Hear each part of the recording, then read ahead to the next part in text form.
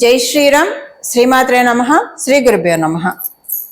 పరాభవ నామ సంవత్సరం, దక్షిణాయనం, గ్రీష్మ ఋతువు, ఆషాఢ మాసంలో శుక్లపక్షంలో వచ్చే ఏకాదశి, తొలి ఏకాదశి, శయన ఏకాదశి అత్యంత విశేషాలతో కూడుకొని వస్తుంది ఈ సంవత్సరం.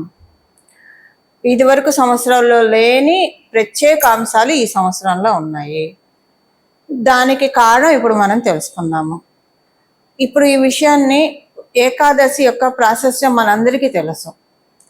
తొలి ఏకాదశిని మనము ప్రాపర్గా యూటిలైజ్ చేసుకుంటే కనుక మన జీవితంలో ఎన్నో శుభత్వాన్ని మనం ఆహ్వానించవచ్చు. ఏకాదశులు ఒకటి పట్టుకుంటే చాలు. అది శుక్లపక్షంలో వచ్చే ఏకాదశి కావచ్చు, కృష్ణపక్షంలో వచ్చే ఏకాదశి కావచ్చు. ఉపవాసం చేయగలిగిన వాళ్ళు ఉపవాసం చేస్తారు. ఎంత కష్టమైనా ఉపవాసం చేయని మనం కలియుగంలో ఉన్నాం. సో గ్యాస్ట్రిక్ ట్రబుల్స్ ఇవన్నీ ఉన్నాయి. భగవన్ నామ స్మరణ చేసుకున్నా సరిపోతున్నాయి. ఇప్పుడు నేను ఒక చాలా ఇంట్రెస్టింగ్ అంశం చెప్పబోతున్నాను అందరికీ కూడా. అదేంటంటే, గురు భగవానుడు దేవగురువైన బృహస్పతి కర్కాటక రాశిలో ఉన్నప్పుడు వచ్చిన ఈ ఏకాదశి.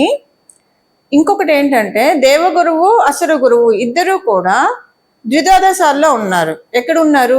ఒకళ్ళేమో కర్కాటక రాశి, ఇంకొకళ్ళు సింహరాశిలో ఉన్నారు. ఈ రోజు అంటే 20, అందరికి అర్థమయ్యేలా రోజు చెప్పాలంటే, డేట్ ప్రకారం చెప్పాలంటే, అంటే చాలా మందికి పంచాంగం అవగాహన ఉన్న వాళ్ళకి ఇది అర్థమవుతుంది, అందరికీ ఉండదు కాబట్టి 25 జూలై 2026లో చెప్తున్నాను. ఆ రోజు గురు భగవానుడు కర్కాటక రాశిలో, శుక్రాచార్యులు వారు సింహరాశిలో ఉన్నారు. వీళ్ళిద్దరూ ఒకళ్ళు ద్విదాదశాల్లో ఉన్నారు. అదొక పాయింట్. సెకండ్ పాయింట్ ఏంటి? ద్విదాదశాల్లో ఉండడమే కాదు, ఈ కర్కాటక రాశి సింహరాశి ఏంటి? కాలపురుషుడు కుండలిలో చతుర్థ పంచమ స్థానాలు. ఎప్పుడైనా కేంద్ర స్థానాలు, కోణ స్థానాలు వీళ్ళిద్దరు కలయిక రాజయోగాన్ని ఇస్తుంది. లేదా కేంద్రాధిపతి కోణంలో ఉన్నా, కోణాధిపతి కేంద్రంలో ఉన్నా కూడా రాజయోగం ఇస్తుంది. ఇప్పుడు కోణాధిపతి ఎవరయ్యారు? రవి అయ్యారు. రవి చతుర్థ కేంద్ర స్థానాల్లో ఉన్నారు. ఇది ఒక రాజయోగము. ఆయన గురువుతో కలిసి ఉన్నారు. ఇంకొక విశేషాంశం ఏంటో చెప్పనా? మీరు అన్ని రాశుల్లో చూసుకోండి. కర్కాటక రాశి సింహరాశిలో ఏ గ్రహం కర్కాటకం సింహరాశికి, సింహరాశి వీరిద్దరికి అధిపతి రవిచంద్రులు కదా. ఈ రవిచంద్రుల రాశుల్లో మనకి ఆకాశంలో కనిపించేది, ఏ గ్రహాన్ని మనం చూసినా చూడకపోయినా ప్రతిరోజు 2 గ్రహాలను ఆకాశంలో మనం దర్శనం చేస్తూ ఉంటాం. ఉదయాన్నే రవిని, సూర్యనారాయణ మూర్తిని, ఆదిత్యుడిని, సాయంత్రం పూట చంద్ర భగవానుడిని. సో శుక్లపక్షంలో పూర్తిగా, కృష్ణపక్షంలో మనకి అన్ని వేళలా కనిపించకపోయినా శుక్లపక్షంలో మనకి శుక్లపక్ష పూర్ణిమ రోజైతే షోడశ కళలతో చంద్రుడు ప్రతిబింబిస్తూ ఉంటాడు. సో నవగ్రహాల్లో 2 గ్రహాలను మనం ప్రతిరోజు కూడా ఆకాశంలో చూస్తూ ఉంటాము. అలాంటి ఆ గ్రహ దేవతల యొక్క రాశులు కర్కాటక రాశి, సింహరాశి. ఈ రాశిలో గురు శుక్రులు ఉండడం చాలా మంచిది. ఈ గురు శుక్రులు ఉండడం వల్ల, అందులో ఇంకొకటి, మీరు సింహరాశిలో ఏ గ్రహం ఉచ్చ స్థానం తీసుకోదు, ఏ గ్రహం నీచ స్థానం తీసుకోదు. ఆ సింహరాశికి ఒక ఎక్సెప్షన్. అది రవి కదా, రాజు కదా. ఆయన రాజు దగ్గర వెళ్ళి ఎవరు కూడా మేము గొప్ప అని, మేము తోపని చెప్పడానికి ఉండదు కదా. ఆయనే అంటే అందరికంటే పెద్ద. అందుకని ఆయన ఇప్పుడు ఎక్కడున్నాడు? రవి ఎక్కడున్నాడు? కర్కాటక రాశిలో ఉన్నాడు. ఆయన గురువుతో కలిసి ఉన్నాడు. చూడండి ఎంత మంచి కాంబినేషన్ పడిందో ఈసారి మనకి. ఏకాదశే విశేషం అనుకుంటే, దైవ కృపతోటి, వాసుదేవుడి కృపతోటి, జగన్నాథుడి కృపతోటి ఇది ఇంకా విశేషాంశం అవుతూ ఉంది మనందరికీ కూడా. దేవగురువైన బృహస్పతి కర్కాటక రాశిలో ఉండడం, దైత్య గురువైన శుక్రాచార్యులు సింహరాశిలో ఉండడం, రవిచంద్రుల రాశులు అవ్వడం, అది మనం ప్రతిరోజు ఆకాశంలో చూడగలగడం. రవిచంద్రులు ఎవరు? జగన్మాత కళ్ళు. రవిచంద్రులు ఎవరు? మనకి పరమశివుడి యొక్క 2 కళ్ళు, 3వ నేత్రం అగ్ని నేత్రం, సూర్య శశాంక వహ్ని నాయనం అని చెప్తాం కదా. అలాంటి ప్రత్యేక గ్రహస్థితి ఇప్పుడు మనకి గోచారంలో చోటు చేసుకుంది. ఇంకొక విశేషాంశం ఏంటంటే, చంద్రుడు నీచలో ఉన్నాడు, వృశ్చిక రాశిలో ఉన్నాడు. జ్యేష్ఠ నక్షత్రం ఆ రోజు పూర్తిగా ఉంది. చంద్రుడు నీచ రాశి, వృశ్చిక రాశి ఆయనకి నీచ. చంద్రుడు వృశ్చిక రాశిలో ఉండడము, అక్కడ చంద్ర రాశి అయిన గురు భగవానుడు కర్కాటక రాశిలో గురు భగవానుడు ఉండడము, పంచమ దృష్టితోటి చంద్రుడిని గురు భగవానుడు వీక్షించడము. గురు భగవానుడు ఎక్కడ చూస్తే అక్కడ జీవం పోస్తాడు. ఆయన ఎక్కడుంటే అక్కడ జీవం పోస్తాడు. ఆయన వీక్షిస్తూ చంద్రుడికి బలాన్ని ఇస్తున్నాడు. ఇప్పుడు ఈ డిస్పోజిటర్ గురు భగవానుడి డిస్పోజిటర్ చంద్రుడు నీచ ఉన్నాడు అంటే ఇక్కడ నీచ భంగ రాజయోగం. చూడండి ఎన్ని ప్రత్యేక అంశాలు ఉన్నాయంటే ఈ ఏకాదశికి. ద్వాదశ రాశుల వాళ్ళు, ద్వాదశ లగ్నాల వాళ్ళు దీన్ని వినియోగించుకోవాలి. దీనికి ఏంటంటే ఆయన నీచబడి ఉన్నాడు, ఈయన ఉచ్చలో ఉన్నాడు కాబట్టి ఇక్కడ క్యాన్సిలేషన్ అయిపోయింది. నీచ అనేది చంద్రుడికి క్యాన్సిలేషన్ అయిపోయింది. నీచ భంగ రాజయోగం. గురు భగవానుడు ఉచ్చ స్థితి. రవి కూడా గురు భగవానుడి తోటి కలిసి ఉండడు, ఎందుకంటే సింహరాశి అధిపతి. మళ్ళీ ఈ 2 రాశుల్లో గురు శుక్రులు. అసలు ఇలాంటి కాంబో మనం చూస్తామో లేదో కూడా తెలియదు. అంటే చూస్తామో లేదో అంటే నెక్స్ట్ ఇయర్ మళ్ళీ 12 సంవత్సరాల తర్వాతే మనకి ఇలాంటిది ఉంటుంది. ఈ 12 సంవత్సరాల దాకా మనం ఇది చూడలేము. ఇది మంచి కాంబినేషన్ అండి. ఎంత బాగుందంటే అందరూ ఇప్పుడు కాలగమనంలో శనేశ్వరుడు కూడా మీనరాశిలో ఉన్నారు. సో ఇదంతా ఏంటంటే మంచి కాంబినేషన్. మన జాతకంలో ఉన్న యోగాల్ని ఇప్పుడు గురు శుక్రులు ఇద్దరు బాగా ఉంటాయి. ఎవరి జాతకంలో అయినా సరే వాళ్ళకి లైఫ్ చాలా బాగా ఉంటుంది. గురు శుక్రులు అంటే అందరికి అర్థమయ్యే భాషలో చెప్పాలంటే ఒక ఎగ్జాంపుల్గా తల్లిదండ్రులు. ఎవరికైనా తల్లిదండ్రులు ఉండి అది కూడా బాగా స్థితిమంతులైన తల్లిదండ్రులు కడుపులో పిల్లలు పుడితే ఇంకా వాళ్ళకి ఒక ఏమంటారు సిల్వర్ స్పూన్తో పుట్టారు, గోల్డెన్ స్పూన్తో పుట్టారు అలా చెప్తూ ఉంటారు కదా. అలా ఉంటుంది లైఫ్ అంతా కేక్ వాకుగా ఉంటుంది. తల్లి ఏమో పోషణ చేస్తుంది, అన్ని చూస్తుంది, తండ్రి అన్ని సమకూర్చి పెడతాడు, అంత ప్యాంపరింగ్ చేసే తల్లిదండ్రులు ఉండి ఇంకా ఆ జీవితం, ఆ బిడ్డడి జీవితం ఎంత చక్కగా ఉంటుంది, హాయిగా వెళ్ళిపోతుంది కదా ప్రశాంతంగా. ఫ్యూచర్ కూడా అన్ని సెక్యూర్ చేసి పెట్టే ఫాదర్ ఉంటే, ఫాదర్ పేరెంట్స్ ఉంటే ఎంత బాగా ఉంటుంది వాళ్ళ లైఫ్. సో అలా లేకపోయినా స్వశక్తితో పైకి వస్తారు, అది వేరే సంగతి కానండి. బట్ ఎన్నో కష్ట నష్టాలను ఓర్చుకొని, ఎన్నో అవమానాలను, ఎన్నో ఛాలెంజెస్ ఓర్చుకొని రావాలి. అలా కాకుండా మన జీవితంలో ఒక గాడ్ ఫాదర్, గాడ్ మదర్ ఈ గురు శుక్రులు. God father, god mother, biological father, biological మదరే స్థితిమంతులై వాళ్ళ కడుపున పుడితే ఎంతో బాగుంటుంది అంటే లైఫ్. మనకి గాడ్ ఫాదర్, గాడ్ మదర్ మనతోటి ఉంటే ఇంకెంత బాగుంటుంది. అలాంటి సిచ్యువేషన్ ఇప్పుడు గోచారంలో ఉంది. ఈ ఏకాదశి అన్ని విశేషాలతో కూడుకొని ఉంది. ఇవన్నీ కూడా ఎలా తెలుస్తాయి చెప్పండి? మాలాంటి జ్యోతిష పండితులు ఇవన్నీ కూడా రీసెర్చ్ చేసి ఎక్స్ట్రాక్ట్ చేసి అందరికి అందించి, దానికి అసలు ఇప్పుడు ఇలా ఉంటే మటుకు తీసుకోవాలంటే మీ జన్మ జాతకం బాగా ఉంటే తీసుకుంటారు, కానీ అది కూడా కొంత పర్టికులర్ పీరియడ్ ఆఫ్ టైం వరకే కదా. ఇప్పుడు దీన్ని మనము 3 నుంచి 5 సంవత్సరాలు ఉంచుకోవచ్చు, సస్టైన్ చేసుకోవచ్చు, రెన్యూ చేసుకోవాలి. మనకున్న యోగాన్ని రెన్యూ చేసుకోవాలంటే ఏం చేయాలి? ఇప్పుడు పాస్పోర్ట్ ఉంది, ఒక 10 సంవత్సరాల వ్యాలిడిటీ ఉంటుంది, తర్వాత అది రెన్యూ చేసుకుంటేనే మనకు వస్తుంది. So time to time renew చేసుకోవాలి కదా. అలాగా మనకి ఉండే యోగాలు గోచారంలో వచ్చే గోచారం. అందుకే మనకి మన జన్మజాతకం సరి లేకపోయినా గోచారంలో వచ్చేదాన్ని మన జన్మజాతకం బాగోలేదన్న విషయాన్ని ఓవర్లాప్ చేయాలి. ఆ ఓవర్లాప్ చేసే అంశాలే జ్యోతిష పండితులు చెప్పేది, అందరికీ కూడా చెప్పేది. మాలాంటి వాళ్ళందరం కూడా రీసెర్చ్ చేసి చెప్పే విషయాలే ఇది. ఎంతో ఎప్పుడు ఇదే పనిలో ఉంటాం, ఒక తపస్సుగా చేస్తూ ఉంటారు జ్యోతిష పండితులు. ఎప్పుడు ఏది చూసినా కూడా, ఏ సిచ్యువేషన్ చూసినా అది దీనికి అయింది, ఈ గ్రహాలు దీనివల్ల ఇలా రిలేట్ చేసుకుంటూనే ఉంటారు. మళ్ళీ ఇక్కడ కర్మదోషాలు కూడా వెళ్ళిపోతూ ఉంటాయి. కర్మదోషాలు కూడా ఏం చేస్తే వెళ్తాయి అనేది కూడా సూచించేది జ్యోతిష పండితులే. సో ఇప్పుడు ఇంత ఇంకొకటి చెప్పిన, గురు భగవానుడే కదా జ్యోతిషానికి, శుక్రాచార్యుల వారే కదా. సో ఆదిదైవాలు ఇద్దరు గురువులు కర్కాటక మరియు సింహరాశిలో ఉన్నారు. దీన్ని ద్వాదశ రాశుల వాళ్ళు, ద్వాదశ లగ్నాల వాళ్ళు చిన్న చిన్న రెమెడీస్ పరిహారం చేసుకోవడంతో దీన్ని క్యాచ్ హోల్డ్ చేయగలుగుతారు. క్యాచ్ హోల్డ్ చేయడం వల్ల మీ జన్మజాతకం బాగా ఉంటే మీరు ఏం చేయకపోయినా అవుతుంది. ఇది ఒక్కరోజు చేయాలండి, ఏకాదశి ఒక్కరోజు మాత్రమే చేయాలి. ఒక్కరోజు మీ భవిష్యత్తుకి మీరు పెట్టుకోలేరా? మీ భవిష్యత్తుని బాగు చేసుకోవడానికి చేయలేరా చెప్పండి? చక్కగా చేస్తారు కదా. అదేంటో ఇప్పుడు మనం తెలుసుకున్నాం. అందుకే కదా మాలాంటి వాళ్ళమందరం ఉన్నది కూడా. అది ఒకటి. సెకండ్ థింగ్ ఏంటంటే ఇప్పుడున్న ఈ గురు శుక్రుల యొక్క ఇది ఏకాదశి, దీన్ని ఎలా చేస్తే ప్రాపర్గా యూటిలైజ్ చేసుకోవచ్చో ఇప్పుడు మనం చూద్దాం. అందరికీ ప్రతి ఒక్క రాశుల వాళ్ళకి ఏ పరిహారం చేసుకుంటే ఇది, అంటే ఒక్కొక్క రాశి వాళ్ళకి ఒక్కొక్క పరిహారం ఉంటుంది.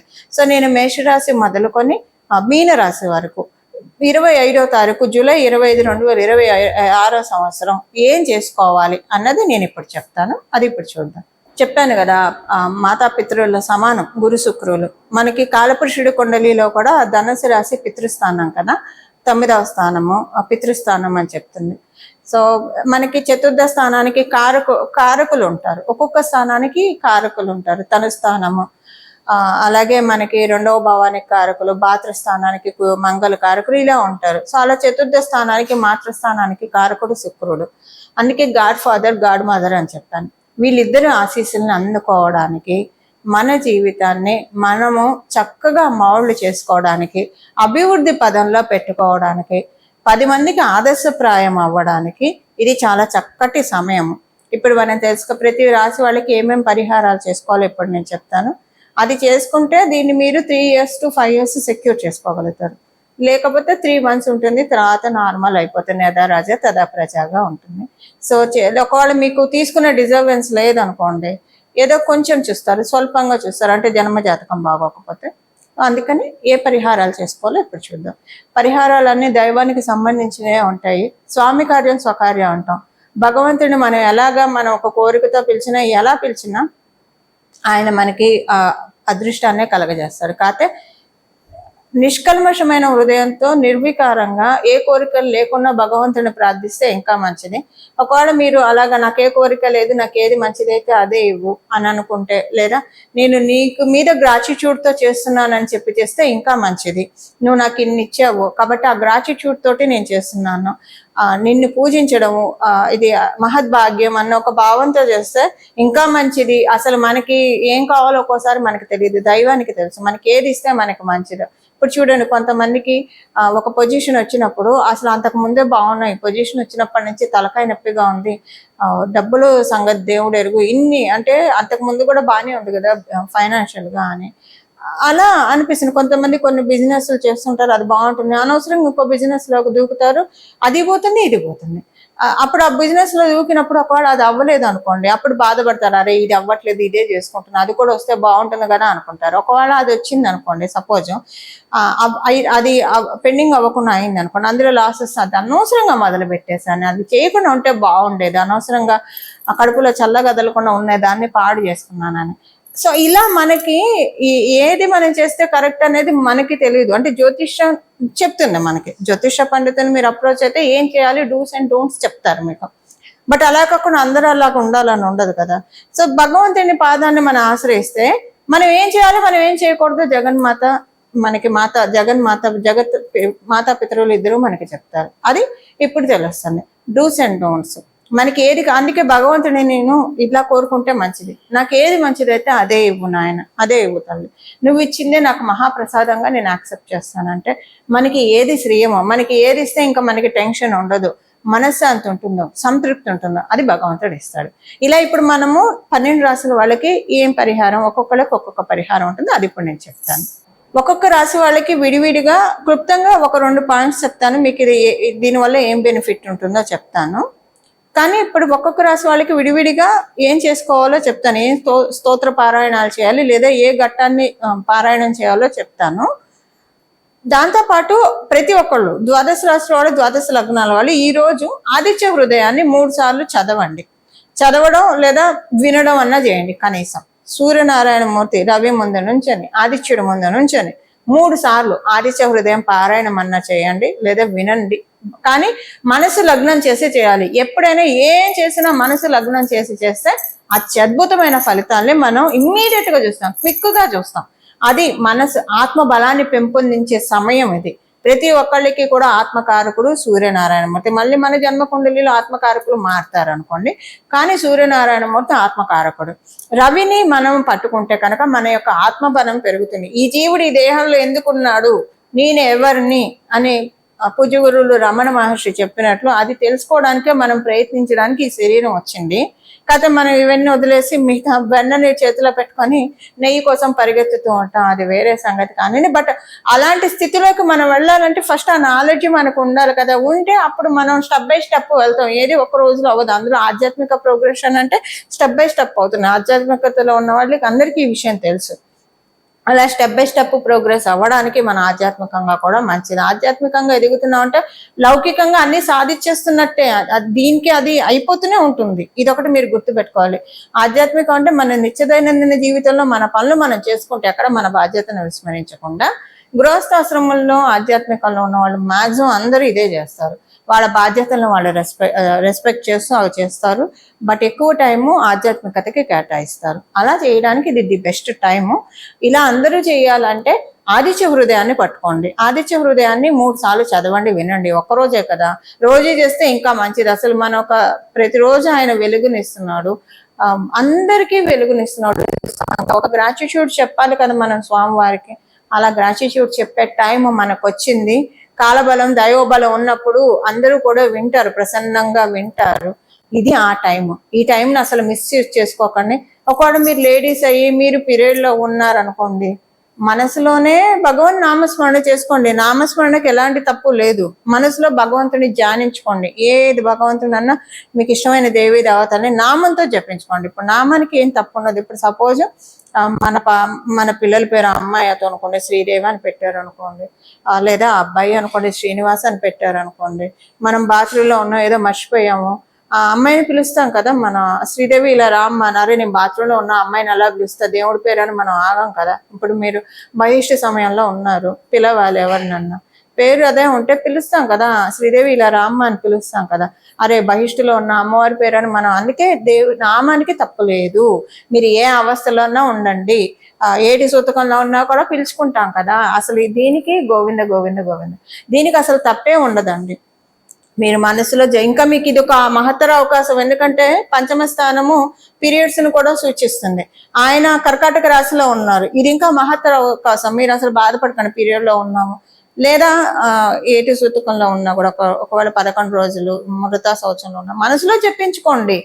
విష్ణు విష్ణు విష్ణు మనసులో జపించుకోండి. అది చాలా మంచిది. మనసులో జపించుకోవడానికి ఇంకా మీకు అందరికంటే ఎక్కువ ఫలితాలు వస్తాయి. అందువల్ల బెంగపడకండి, చిన్నబుచ్చుకోకండి. మీకు అంటే ఇలా చేసుకోవడానికి లేదు అన్నది మీరు చిన్నబుచ్చుకోకండి. భగవంతుడు అందరి వాడు, గోవిందుడు అందరి వాడు, మనందరికీ అవకాశాన్ని ఇస్తాడు. సో ఇలా చేసుకోండి.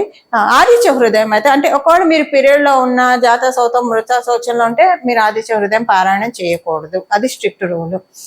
ఒకవేళ ఇప్పుడు నేను చెప్పేవి కూడా చేయకూడదు. ఇప్పుడు చెప్పే స్తోత్రాలు మీ రాశి వాళ్ళు, మీరు ఈ రాశిలో ఉన్న చేయకూడదు. ఇప్పుడు నేను చెప్పిన కండిషన్ లో ఉంటే నామస్మరణ చేసుకోండి. అప్పుడు నామస్మరణకి ఏ తప్పు ఉండదు కాబట్టి నామస్మరణ చేసుకోండి. అలా లేకుండా మామూలుగా ఉన్న వాళ్ళందరూ కూడా ఈ రోజు 3 సార్లు ఆదిత్య హృదయాన్ని పారాయణం చేయండి లేదా వినండి. ఒకటి ఇదైతే ఖచ్చితంగా చేయాలి. ఇప్పుడు విడివిడిగా మీ రాశుల వాళ్ళకి ఒక పాయింట్ ఏం మంచి జరుగుతుందో చెప్పి ఏ పరిహారం చేసుకోవాలో కూడా మనం చూద్దాం. వృషభ రాశి. వృషభ లగ్నంలో పుట్టిన వాళ్ళకి మీకు తృతీయ చతుర్థ స్థానాల్లో జరుగుతూ ఉంది. తృతీయ చతుర్థ స్థానాల్లో జరగడం వల్ల భగవంతుడి యొక్క వాహనాన్ని పూజించాలి. భగవంతుడి యొక్క వాహనాన్ని పూజించడం అంటే ఏంటి? భగవంతుడి యొక్క వాహనం ఏంటి? హనుమంతుడు భగవంతుడి యొక్క వాహనం కదా. హనుమన్ వాహనం మీద ఆయన రామలక్ష్మణుని ఆయనే కదా సీతారాములు తీసుకెళ్లేది. అలాగే గరుత్మంతుడికి సంబంధించిన స్టోరీ ఏంటి?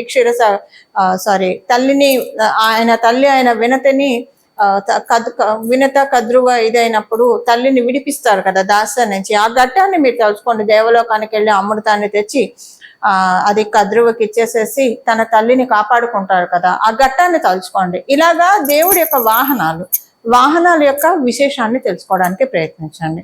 అలాగే సరస్వతి అమ్మవారి యొక్క వాహనం హంసాయ విద్మహే పరమహంసాయ ధీమహి తన్నో హంస ప్రచోదయాత్. ఇది తలుచుకోండి, మనసులో తలుచుకోండి. స్నానం చేసిన తర్వాత శుచిలై తలుచుకోవాలి. ఇలా తలుచుకోండి. ఇలా భగవంతుడి యొక్క వాహనాన్ని తలుచుకోవాలి. ఇది తృతీయ స్థానానికి. ఇందులోనే ఏంటంటే చతుర్థ స్థానం కూడా అవ్వడం వల్ల కథల్ని కూడా వినాలి.